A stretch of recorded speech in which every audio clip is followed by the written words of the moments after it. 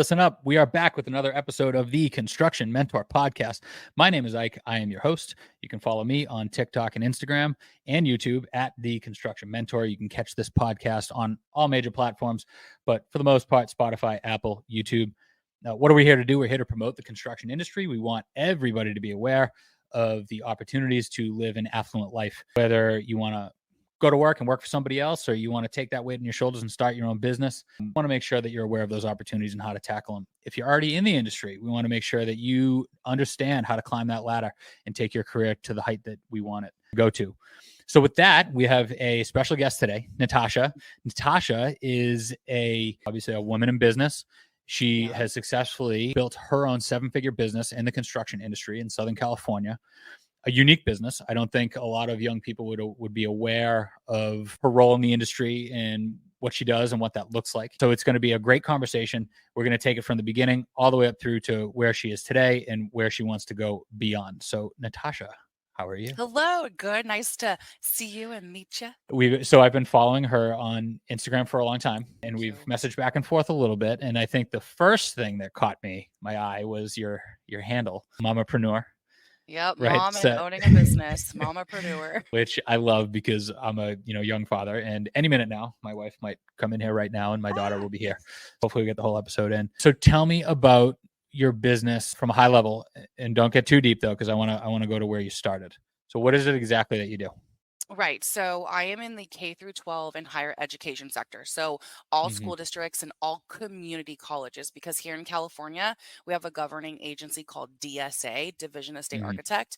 Our building code is very strict. We are in an earthquake zone. So DSA oversees all these school sites. And what we do is, if projects were not built per plan, the state will not give them a, certificate of occupancy, aka compliance. So we go in and look at the letter and see what were the issues.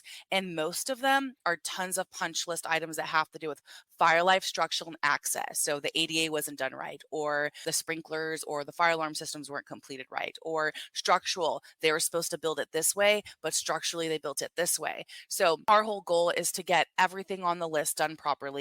Maybe rebuild, reconstruct. That's the worst, but sometimes it needs to get done, and then get it back into the state. So on a big pick level, we've helped over 60 school districts in the state of California, over 10 community colleges, and right now we have about 450 projects ongoing with a team of 8. Yeah, I know. It's a lot. It's a lot. So you hit on a couple things there, and I want to just point out to especially the young people who aren't in the industry exactly what you're talking about, right? Yeah.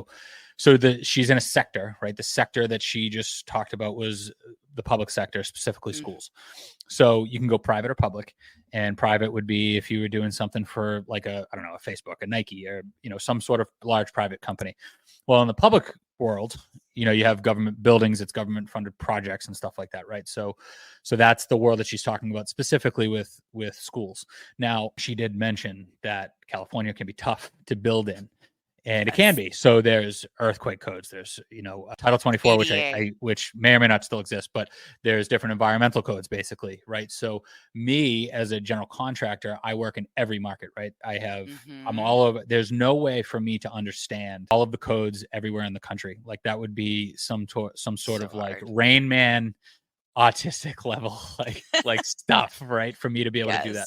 So what Natasha's talking about is that she is the local expert, right? People pay her for her expertise, just as though you would pay an accountant or a real estate person if you were going into a new market or doing your taxes, or if you were a lawyer, you needed a lawyer to step into a courtroom, especially if they wanted to understand local law, right? So that's what she does. Now you're primarily working directly for you're representing the town itself. I'm representing the school district because, like, let's say, the Los Angeles region, the Los Angeles County, there's LAUSD, Inglewood, Hawthorne. So we work with the specific school district because that's who's in charge of their area.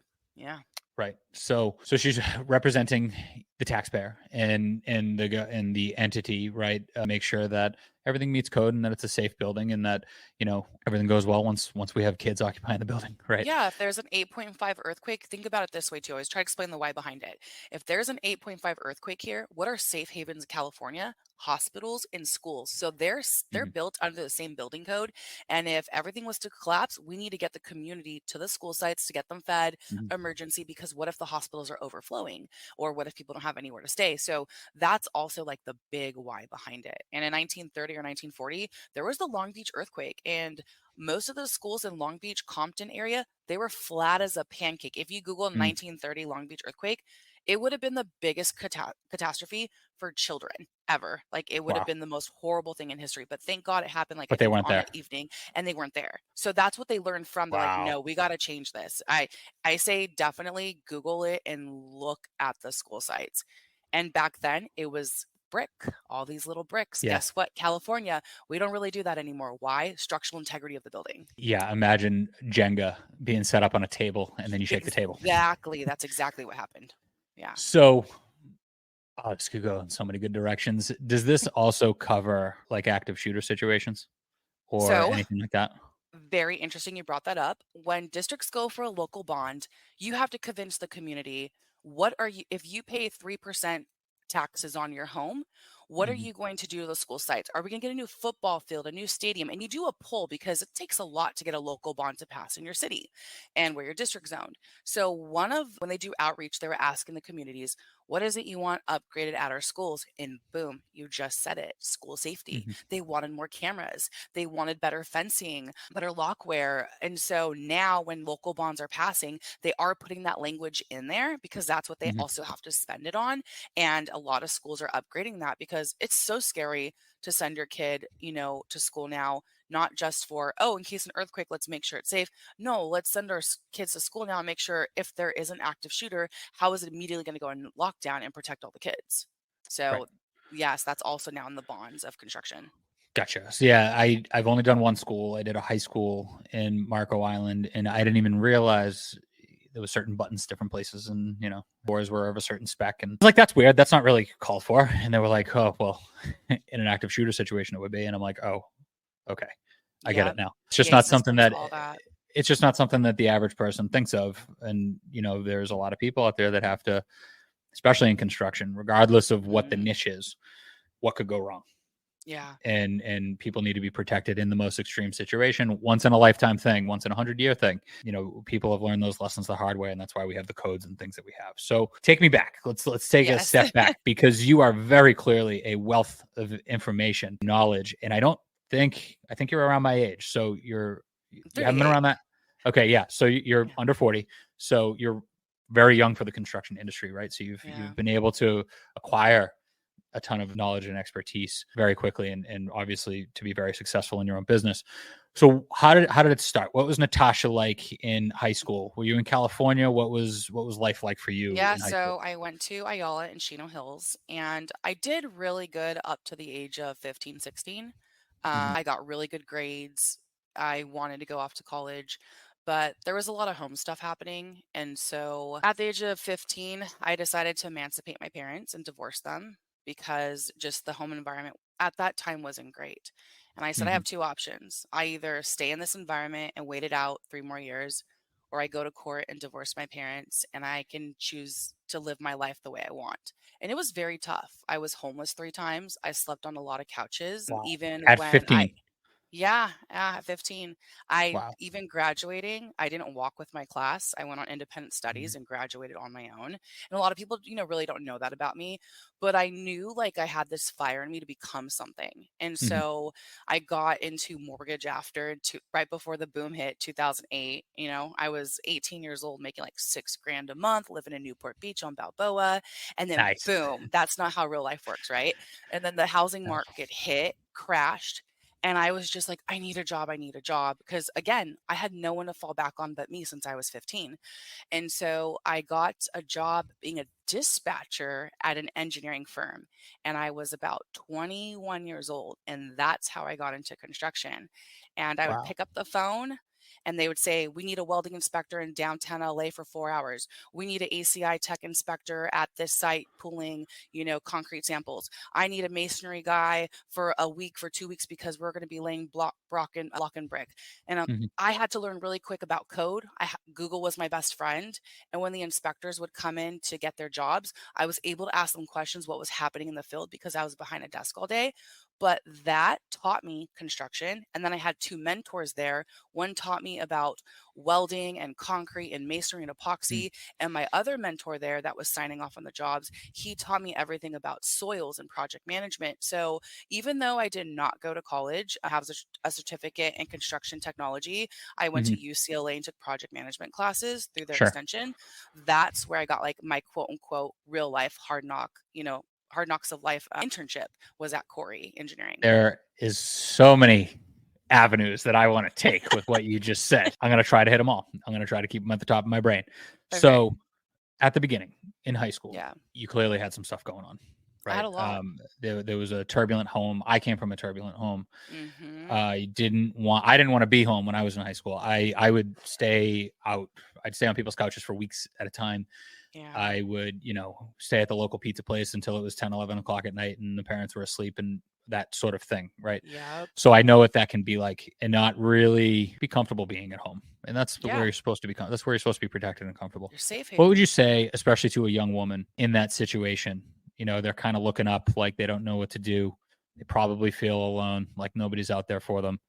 As somebody that went through that yourself, regardless of the career, what would you say to somebody like that? I would say, whether you're in high school or a young woman, we live in the most beautiful time of technology where you could get so many resources. You could listen to podcasts about other women who've been through it, how to get through it.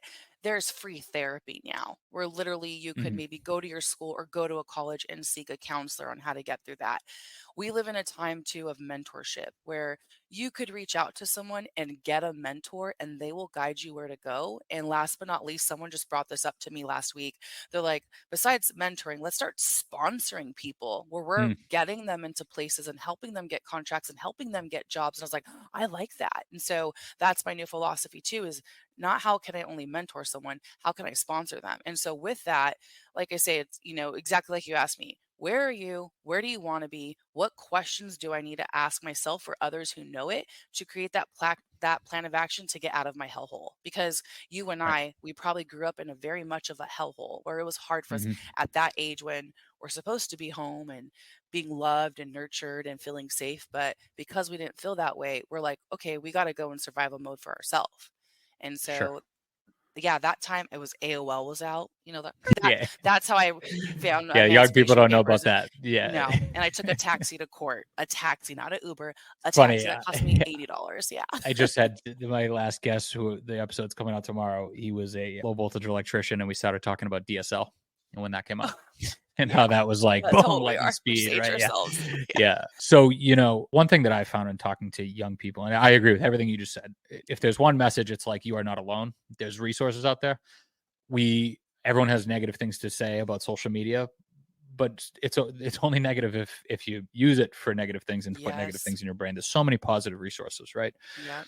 Now, a lot of young people feel embarrassed or feel like they got the short end of the stick, or because of where they came from, Yeah. that it's like an oppression that they can never overcome. Yeah. I have a feeling that you are as tenacious and successful as you are today.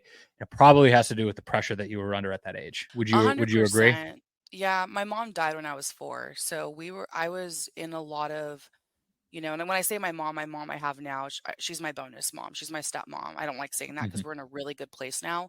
But when I was younger, my mother died when I was 2 months before my fourth birthday. Her birthday was actually yesterday.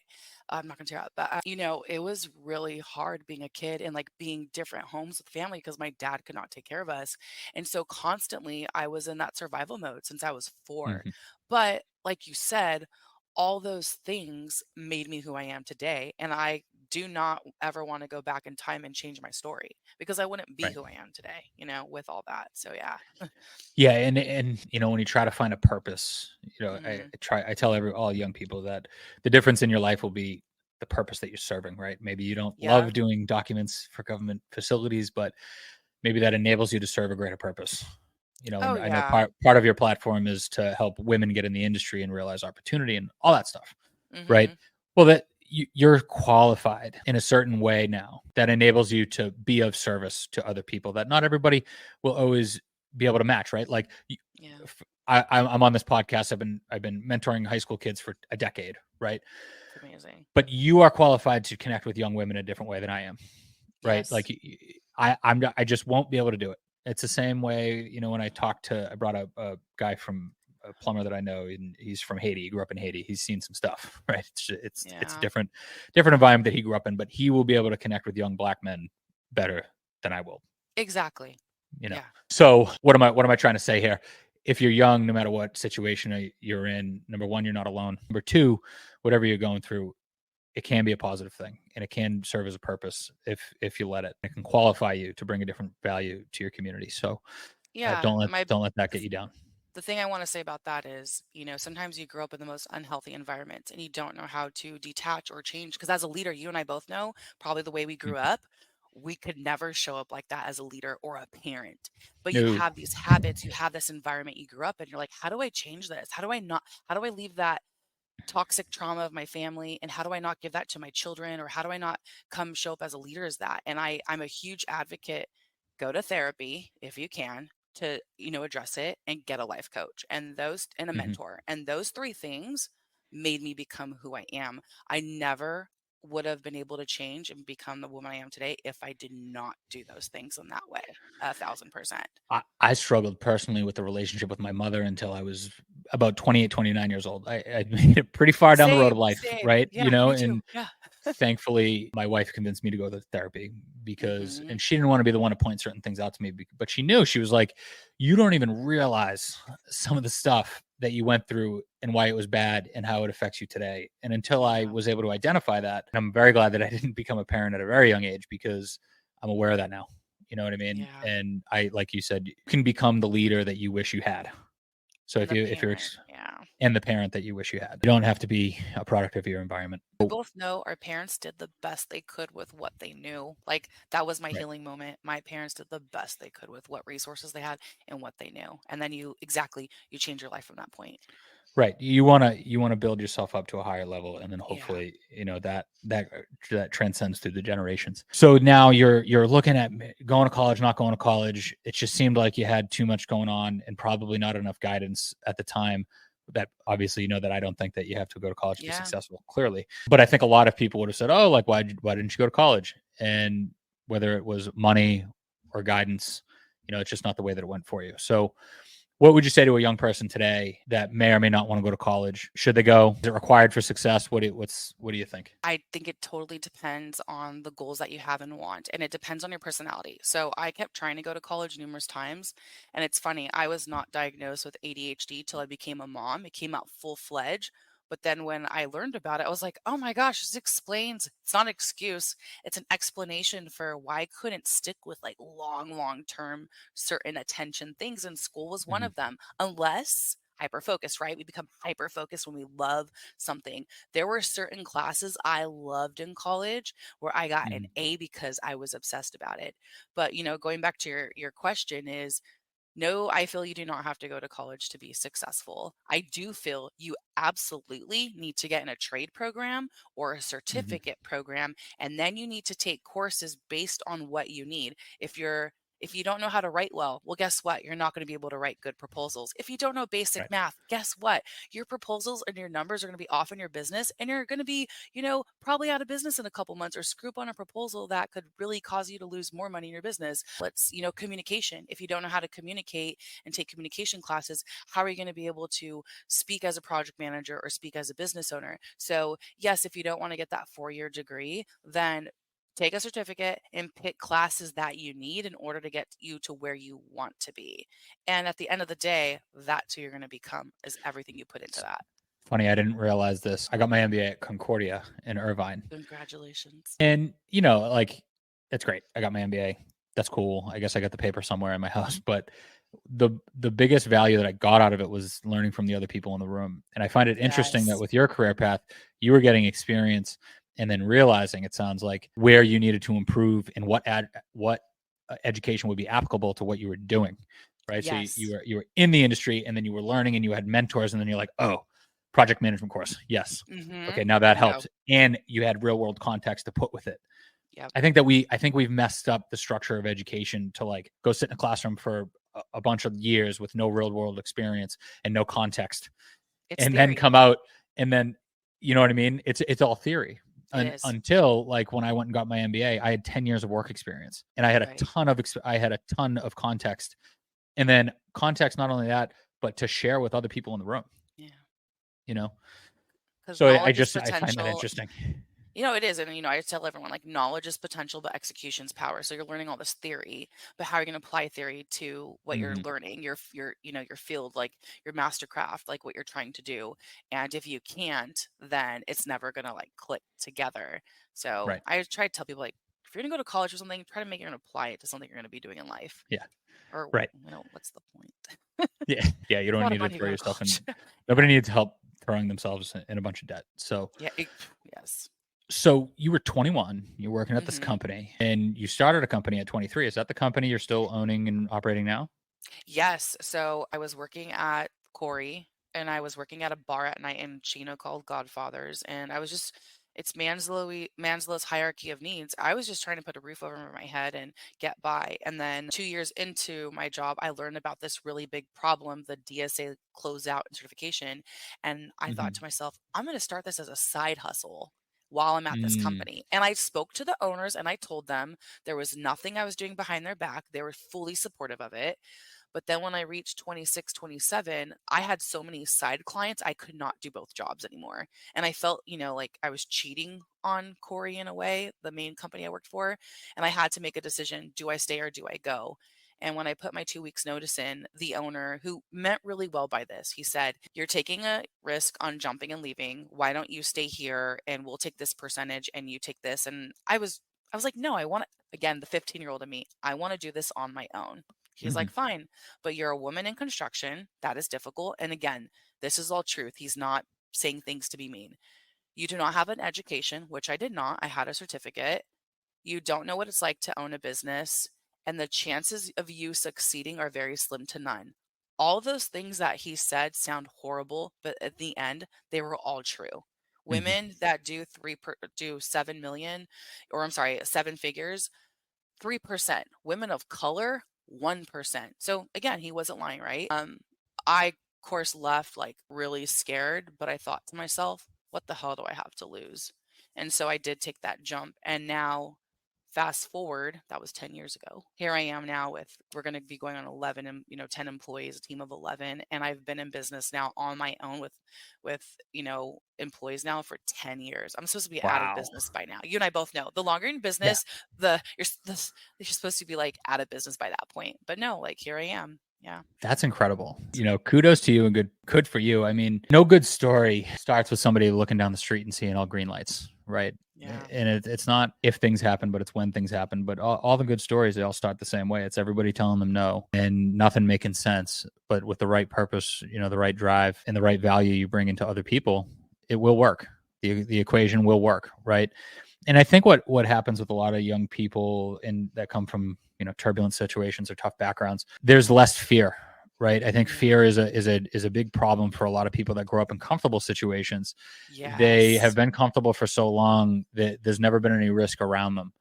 And I Yep. don't, like, you were 23 and you had somebody that has been around the block telling you this is a bad idea, Yeah. but you're like fuck it. I've been through worse. I've been I was homeless homeless. at Yeah. 15. I was homeless at 15. Like, Yeah. how much worse can it get than that? Like, Exactly. I'll figure it out. And you did. And now look at you. You're no college. You're homeless at 15, and 20 years later, you have 11 other mouths that you're feeding and running a 7-figure business. That's incredible. Good for you. Thank you. Thank you. So from there, talk about the industry then versus the industry now. Is there a difference from what was 15 years ago? Oh, 908. Is there a Big difference difference. for women in the industry? What do you see? I see so much change. I see there we still have obviously so much more to do, but I see way more women in my industry, right? School construction and community colleges in California. Mm-hmm. I see way more women in leadership, more than I Mm-hmm. did when I started.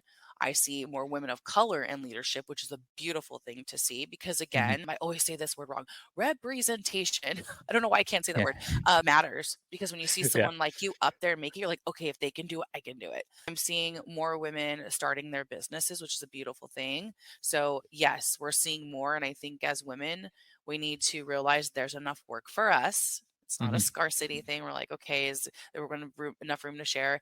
And then I learned being a business owner, being a woman and being Latina, it is a blessing. There's so much government work besides schools that we Mm-hmm. can, go after because they have to meet their small business diversity, Right. women owned. And I'm like, there's plenty of opportunities for someone that Especially when it is. comes to government work, especially when it comes Yes. to public work. Yes, exactly. So that's So, what I've seen over the past 10 years or 15, 18 now.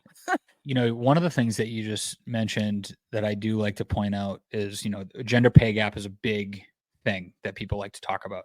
Oh, I'm gonna get Um, excited talking about this one. so according to the Bureau of Labor and Statistics, it's Hmm. much smaller gap in construction as opposed to Yes. 82 cents or 77 cents, depending on where you look. The dollar for women and men in the construction industry, it's 95 cents. So Yep. it's much smaller. But I personally think that is about to flip because of what you just said. There are more women in leadership positions now than there was 15 years ago. And in another 15 years, that trajectory is going to happen, right? So for the last 15 years, that gap, I mean, with more women coming in the industry, you have to start at the bottom, right? Like Yeah. you're not going to get paid top dollar. So the No. more faces that you see up top, like yourself, that's going to flip. Would you agree?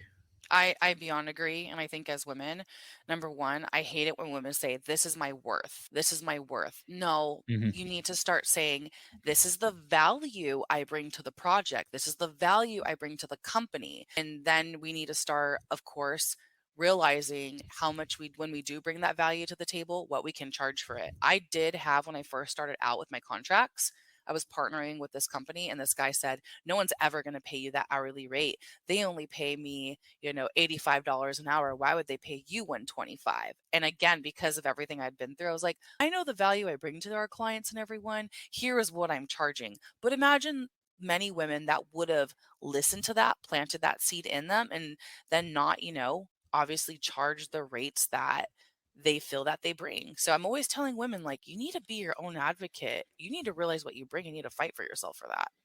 So I think that a lot of young people have that issue with not really understanding their worth.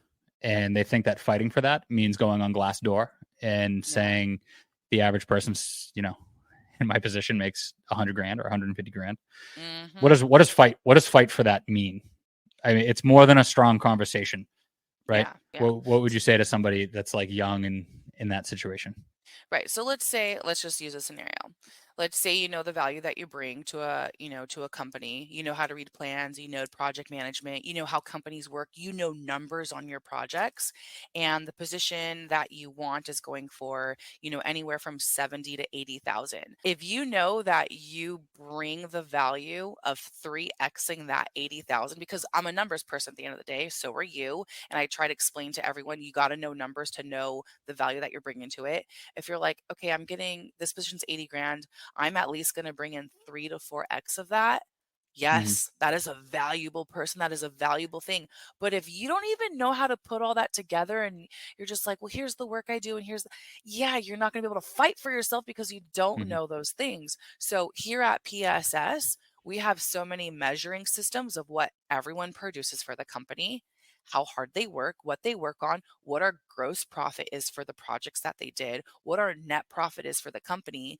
And if I see that they are kicking ass and we are hitting our numbers, I will be like, here's a raise. Here's what you're doing. Oh, I want a raise. Okay, no problem giving it to you. But when they're not meeting those requirements and they're not going above the bare minimum, I'm not going to reward you just for hitting bare minimum because at the end of the day, I'm renting your time, right?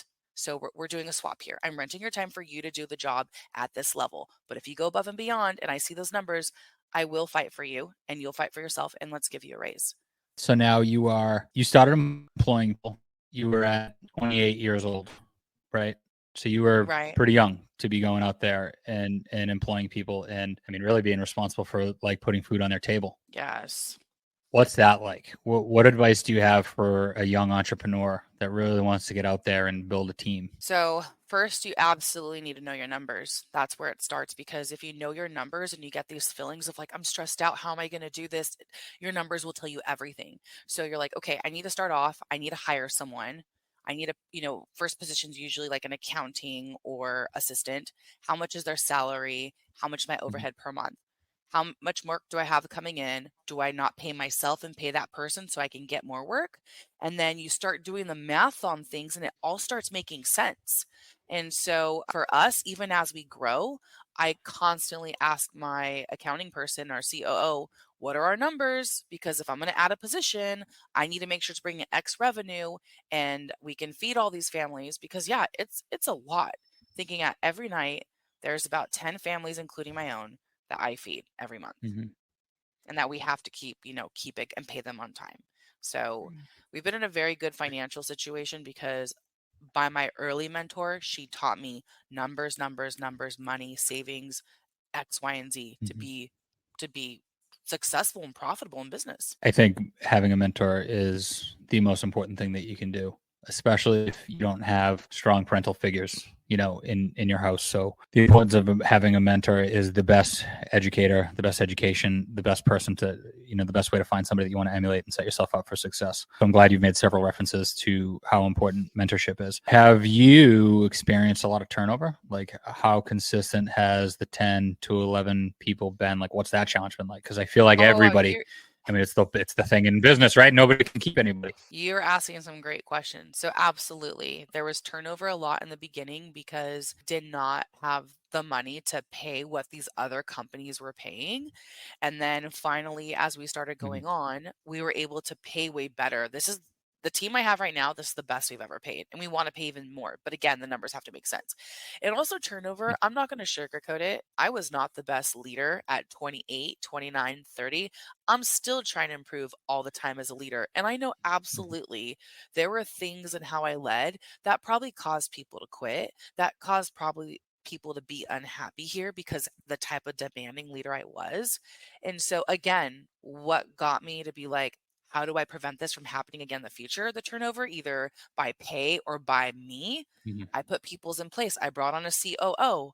I brought an accounting person. I got my mentor. And now we're doing pretty good with retention and we want to keep people here. But I've learned too, besides money, you have to grow the right people and hire the right people. And if they don't fit, excuse my language, your fucking culture, you get them out as quick as possible because these people will Yeah. be cancer and they will ruin this beautiful team that you have. So everyone knows in our company, we have our core values. You violate them constantly, there's the door. I don't have time for this. I will give you the resources to be so successful at PSS, but if you cannot abide by our core values, you're out of here. Because the last team I had, we had some rotten apples, and those rotten apples ruined the entire bunch. And now it's very sacred here. And we're like, we will never be in that position again, ever. Like, I don't care how good you are, I will let you go. Everything you just said was incredible. Every question that I had in my mind was the next sentence that you just said. So Thanks. I was going to lead you to talk about all those things. I had a feeling I love you. You're awesome. Thank you. So, I mean, it's true. I mean, you listen to any entrepreneurial podcasts or, anybody in business that's actually made something. It's very common that when you're young, you have a lot to learn when it comes to Yeah. managing people. And it's a fine line to walk. You can't get walked all over. And a lot of people make that mistake too, right? Just like everything in life, there is a balance. What a Yep. segue to work-life balance. Oh, So God. you're the mamapreneur, right? So talk about work-life balance. Like when did you have time to build a family and what's that been like? So my business, I sound this weird, but it was my first husband and it was the first thing like in a way I ever birthed because that's what a business is. You have to feed it and maintain it to like get it to grow. And so for I was single for 8 years. I didn't have like boyfriends, I was just really concerned about Mhm. growing my business. And then finally when I was 31, I met my husband and immediately we like hit it off and within a year we got married and within a year we had our son. So it was very fast track, but I'm not going to lie, it got really tough, super tough owning a business and having employees and being a wife. And then being a mom was just hard. And so I could see why a lot of women maybe it's hard for them in business because as a wife and a mom, you have more responsibilities on your plate. Because I do look at someone like you, like a CEO that runs your company. And it was weird. I was telling my trainer this morning, I was like, before I go on with him, like, I want to ask him, does he do his laundry? Does he do his meal prep? Does he do the family planning? Like, does his wife do it? Does he outsource it? Because I'm serious, there's nothing wrong with it, but many male CEOs, I want to do a survey on Mhm. that. And then I want to ask women. And then I want to ask ourselves, what can we do to delegate that? Not to our husbands, but maybe Mhm. to bringing more help on so it could free up our time because that's what we end up doing. And I think that's what ends up bringing us like, I can't manage this all. Yeah, you weren't meant to. You have to delegate those things to other people. Right. And I would say the hardest part of Yeah. balancing my I life th right now is my fitness. Yeah. It's hard. It's really hard to take care of yourself. I mean, especially in the way that you want. It's hard to put it at the top of the priority list, especially when you're feeding other mouths, right? Yes. When your business is other people's livelihood, right? You have an extra responsibility, and if you don't realize that as a business owner, you're fucking out of touch. Sorry for the pardon the French, but you are out of touch. With me, so I'm a CEO of this, but not my day Hmm. job. My day job is I work for a national GC. I am the director of this new business line that we got going. And before that, I was an executive for a national account, basically a big client that we have in major markets. A client that everybody's heard of, let's put it that way. And it was really hard. Like when I did 75 hard for the first time, which is like 2 workouts a day, it's reading 10 pages of a book, gallon of water, all this stuff, right? Like it's all this stuff. And I started at 4 weeks after my son was born. And it was, I think the hardest part about it was finding a way. Anybody can work really hard and anybody can push all responsibilities aside and focus on Yeah. yourself to do the fitness thing and to become better and all that stuff. It's finding that balance where I am not putting extra weight on my wife to do that stuff. You know what I Good for mean? Now, you. she Yeah. that wasn't something that I realized. Like I've never had an issue with work ethic, right? Yeah. Like I hate running. I trained and I ran a marathon in 3.5 hours this year. My That's problem amazing. is that I will shut out. Thank you. I will shut out all of the people that matter to me in my life that need my love Yeah. and need me to carry some of the load, including my wife. You know what I mean? Too Yeah. often I put her on the back burner. And what I'm concentrating on now, and I'm not perfect, but I'm getting better, is yeah, if I want to do all these things here, I can't have any excuse not to be there for my wife. Even if something is, and I don't mean folding laundry and doing meal Yeah. prep and all that stuff, because I do that stuff. Even sitting on the couch with her and watching TV after my son goes to bed and being present, Yeah. I can't give that Yeah. stuff up. No. And it's hard, but when you think about like in every movie when you're a kid and there's like the dad that is focusing on work and doesn't have enough time for their kids, and whether it's like Hook or, the Little Giants where the little kid runs into the end zone Right. to see his dad because he's always working. Being a man for me, or not even just being a man, but being a woman and a mom and the leader of a household, being part of any kind of family means you have to be present, right? It's not just Yes. providing financially. You know what I mean? Yeah. So that's my spiel. But I do want to ask you, because it's something that I see as a problem. It bothers me a lot. Hmm. Young women, the more young women I talk to, are disgusted by the idea of having kids, and I don't use that word lightly. Oh, I know. I know. I didn't want kids What do you either. th- what are your thoughts? I don't even know what else to say, but other than like, what are your thoughts on to young women, and what would you say to them about I being a think a mom? lot of it has to do with the type of home environment you grow up in. And like I said, because I lost my mom at 4 and there was things going on in my home, I was like, I never want to have kids. I never, because it's scary, like either to lose your child or the whole love thing, or how am I going to love someone if I never knew how to love myself or I didn't feel loved. And so, not like I said, till I went to therapy, I started unraveling all that. But then when I met my husband, when I met my husband, he's like, "Do you want kids? Do you want to get married?" I was like, "No and no." Year later, married Yeah, with kids, with a kid. right. And what I have to say is it was the best decision I've ever made. Best thing ever, but I had to do a lot of work for that. So what I'm trying to get at is when people say when at such a young age, I think everyone says no. But when you get to mid 20s, late 20s, early 30s and you still have that same feeling, really start tapping into questions of like why? Does it have to do with my past? Does it have to do with like I'm scared? Does it have to do with resources? Because it's so expensive raising a kid. My son's Yeah. daycare is $1,600 a month. That is like a mortgage in Yep. some places. And when you start answering those things, maybe you'll really see like, no, I actually do want one. Or if you've never been in a home where the man was the man in a good way and the provider made you feel safe, where as a woman you don't have to be masculine, you get to be in your feminine.